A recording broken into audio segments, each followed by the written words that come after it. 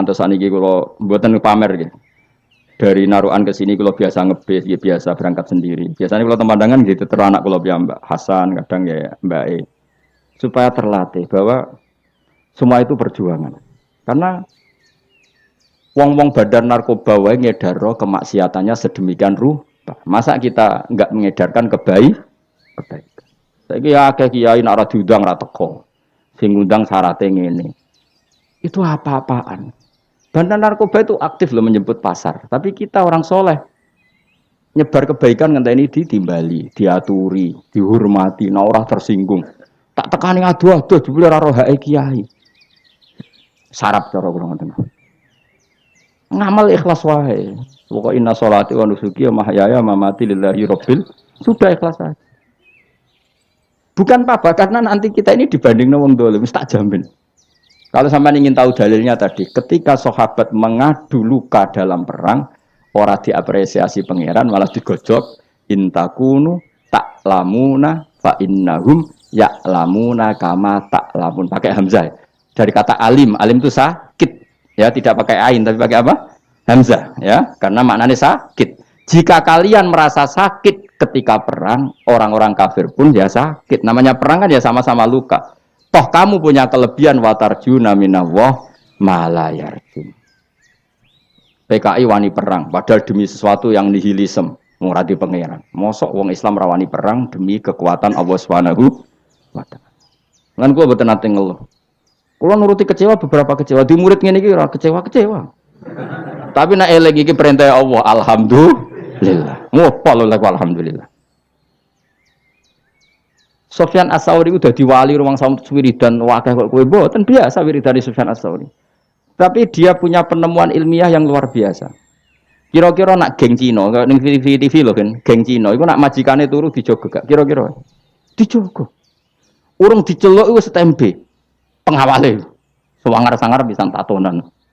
Kowe gelem ngono kan aku turu kok suwe jogo. Engko tapi madarane tolak santet. Apa dipacai yo? Celananan dasinan terus koyo pengawal presiden wis ben rungono ya. Cina itu kira-kira bose turu iku dijogo. Napa? Sufyan Ats-Tsauri itu sederhana. Dia jadi wali itu sebabnya lucu. Dekne itu mesti tok masjid sedurunge adzan. Sebelum adzan. Jadi agar misalnya adzan kurang 10 menit. Sufyan Ats-Tsauri yang terkenal alim itu gurunya Imam Syafi'i. Di antara guru beliau kan namanya Sufyan apa? Ats-Tsauri. Imam Malik itu hanya di antara. Malah yang membentuk banyak Imam Syafi'i termasuk Sufyan Ats-Tsauri dan Sufyan bin Uyainah. Itu sebelum 10 menit atau sebelum 5 menit sudah di masjid. Ya dia ini biasa nih masjid. Dia ini wong alim dari rapati wiridan. Kunani kuno wong alim rapati wiridan. Terus sinau ya mutola'ah ya. Dan itu ya wiridan. Jadi wiridan wong alim seperti itu. Ditanya, kenapa kamu gitu ya? Aku ora kepengin dadi kawula sing elek. Yaiku moro nenteni diceluk. Ya saya misalnya gini, saya misalnya sebagai kiai, ada orang lagi ya, saya misalnya sebagai kiai yang menugaskan Mustafa tiap jam 7 itu nyapu dalam. Saya ulang lagi ya, saya misalnya jadi kiai yang punya candalem atau pembantu lah, khodim kalau dalam bahasa pondok, nyapu jam 7. Setiap jam 7 Mustafa nunggu saya panggil ke situnya. Bos nyapu, nggih. Nara dipanggil ya ora rono, angger teng nggih. Itu pembantu buruk apa baik? Yang datangnya nunggu dipanggil. Buruk. Harusnya dia kalau tahu tiap jam 7 nyapu ya sebelum jam 7 sudah stempel. Jadi Sufyan Ats-Tsauri, saya malu sama Allah. Moro masjid ngenteni diceluk hayya alal sholat. Ayo sholat. Gara-gara itu kan satu logika. Gampangannya buruhe wong fasik wae setempe sebelum dipanggil. Ini burohe pangeran, moro masjid ngenteni diceluk, malah ngenteni komat barang sebagian, paham. Itu satu hal yang nyuwun sewu ndak baik. Nah, kenapa ndak apa-apa? Ya saking apik-ane pangeran, saking apik-ane pangeran. Ya sama ini kan gak apa-apa, mergo saking apik-ane pangeran. Tapi Sufyan Ats-Tsauri itu begitu cara menganalogi ibadah. La takun kal abdisu, aja kaya budak sing elek. Moro majikane ngenteni diceluk. Kan sudah rutin kalau zuhur Allah manggil kita, kalau asar kenapa kita nunggu dipanggil? Harusnya stempel. Itu pikirannya Sufyan apa? Malah ini dilatih. Senajan toh kamu ndak harus, paling ndak siap-siap lah. Paling ndak apa? siap-siap. Misalnya setelah adzan ya sudah siap-siap, pakai baju bersih, sudah wudu, dalam konteks mutahayyi li sholat, bahwa kita benar-benar siap. Makanya ya tadi, kita ini malu sama kelompok yang buruk di luar kita, di luar sana. Ternyata kelompok buruk ini punya sistem organisasi yang sehat. Ketuanya dimanja untuk setoran. Rokok wae ono sing nyumetno. Ya tara. Keamanannya dijaga. Lah nanti kita ngadepi kiai, kamu akan ditanya itu sama Allah. Agar kebantah ditakoki. Jadi Allah bikin keburukan itu untuk pembanding. Apa? Untuk pembanding. Makanya Nabi ketika para sahabatnya ngeluh atas itu semua, malah digejolak pangeran apa? Iyam saskum korkun faqad massal qauma qarhum mislu. Jika kamu luka karena perang, orang-orang kafir juga luka. Jika kamu dalam ngiyai ada masalah, memangnya badan narkoba enggak ada masalah. Jika kamu mengedarkan mazhab ahli sunnah ada masalah, memangnya pengedar narkoba enggak ada masalah. Toh mereka dalam segala kesalahannya berani resiko. Kamu yang katanya orang baik, arep-arep gajarannya pangeran, kamu takut resiko. Ini apa-apaan? Cara pengiran ini apa-apaan? Nanti di antara hisab Allah terberat adalah apa? Orang soleh dibanding wong dolim.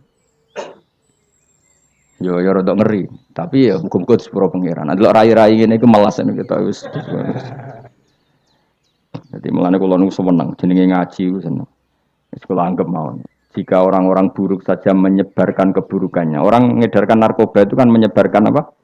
Kenapa kita orang baik tidak berani menyebarkan kebaikannya? Dan mereka dalam menyebarkan ada risiko berani. Kenapa kita tidak punya keberanian dalam menyebar kebaikan? Karena nanti ini jenis yang enggak diapresiasi Allah. Kalau kita ngeluh itu apa? Jenis yang enggak diapresiasi Allah. Jadi kan ngeluh malah dibully oleh pangeran. Gayamu jenggoten, gayamu raimu khusuk jebule. Cemen. Yo wani kan yo. Sama-sama tak tuku jas ya apa? Kowe enggak ono kowe kan. Engko nang keliru rumah. Ora tau dejas. Malah nggoknone kuwalik. Aku ya kadang kepengin dadi gaya nih kadang-kadang ya kepengin. Gue menandingi di luar sana wong kok cek gayane ngono. Aku kadang-kadang kepengin kan. Mbak mobil ke dibukakno pintu ben di luar sana kan ya begitu. Kali-kali kan kapan-kapan ya. Coba ya seragam ya apa pas pampres.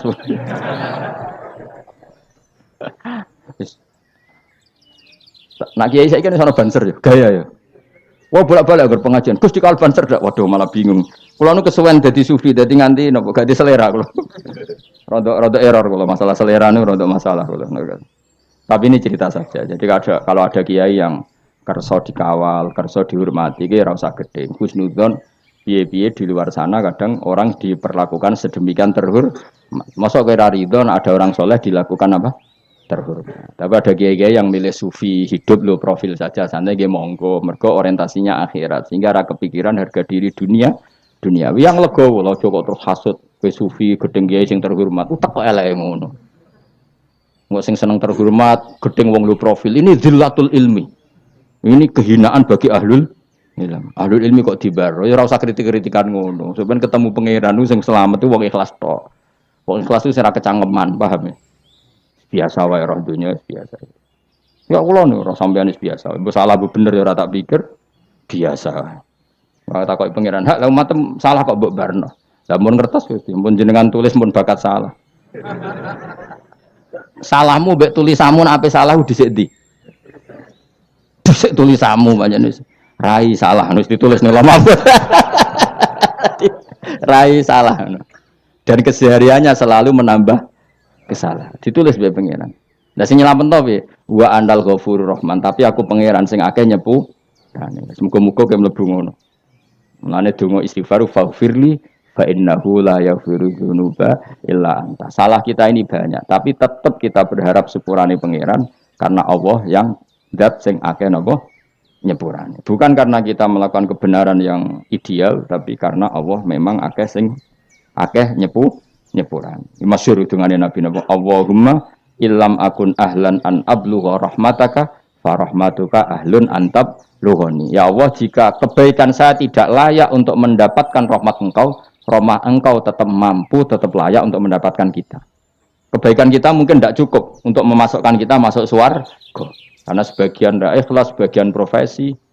Saiki koyo dakwah. Orang mesti ikhlas, kadang profesi. Nek ora wayahe dakwah iku ya rodok rapati di dhuwit, nek musim dakwah dhuwit akeh. Itu kan rodok profesi. Kowe gedeng ya keliru, piye-piye sing nyebar Islam ya sing jenis ngono iku. Wong sing jeneng ikhlas malah klunak-klunuk ning omah. Repot manjen zaman akhir. Sing semangat rodok profesi, sing ikhlas modele terus klunak-klunuk ning omah. Ya sudah, semuanya itu masalah.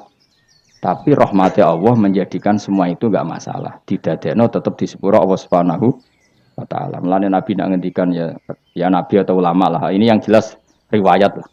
Annasu halka illal alimun wal alimuna halka illal amilun wal amiluna halka illal mukhlisun wal mukhlisuna ala khotorin azim. Manusia semua rusak kecuali orang alim. Walam alim juga nanti rusak kecuali yang bisa melakukan ilmunya.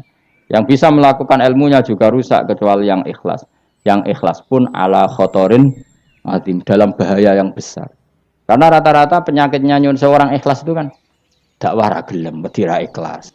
Tampil gak gelem bedira ikhlas. Akhirnya ada kekosongan dalam menyebarkan kebaikan. Sing ra ikhlas semangat, tapi uteke dhuwit. Nanti nak pengajian adoh berapa? 1 titik. Wah, ndak sumbut, minimal 4 titik. Iku kelakuan dai tak kelakuan pedagang. Tapi kayak cuma ngenyek kualat kan aku ya. Nah aku barnoe gak pati kualat aku lho. Anak kowe aja engke gak level. Ngritik ya butuh level. Batem ra cukup nak melok ngritik. Ya sudah, tapi kamu nggak boleh benci. Piye-piye itu yang menyebarkan Islam. Tapi tidak usah kamu dukung tradisi itu ya sudah ben kersane pangeran. Kowe dukung mau ikhlas, jebule tadi klunak. Makanya Nabi masih mengkritik orang ikhlas pun masih dikritik wal mukhlisuna ala khotorin azim. Orang ikhlas pun pada bahaya yang coba kalau semua orang mengklaim ingin ikhlas kemudian dakwah ra gelem medira ikhlas, khutbah ra gelem medira ikhlas, mulang ra gelem medira ikhlas. Betapa agama ini menjadi kosong karena semua menarik diri untuk tidak ngambil sikap menyebarkan agama. Mergo jare cek ngaji bab ikhlas. Ya ora barbar. Utek kowe elek ngaji. Ya sudah biasa saja sing biasa dakwah profesi ya tetap dakwah. Engko nak panjendekne umat Nabi tetap ana ikhlase. Misalnya titik 4 ikhlas sitok wis lumayan, no? Kira usah terus suudon. Kok mungkin ikhlas wong niku? Suudon haram dul. Yo jelas yo. Paham? Paham.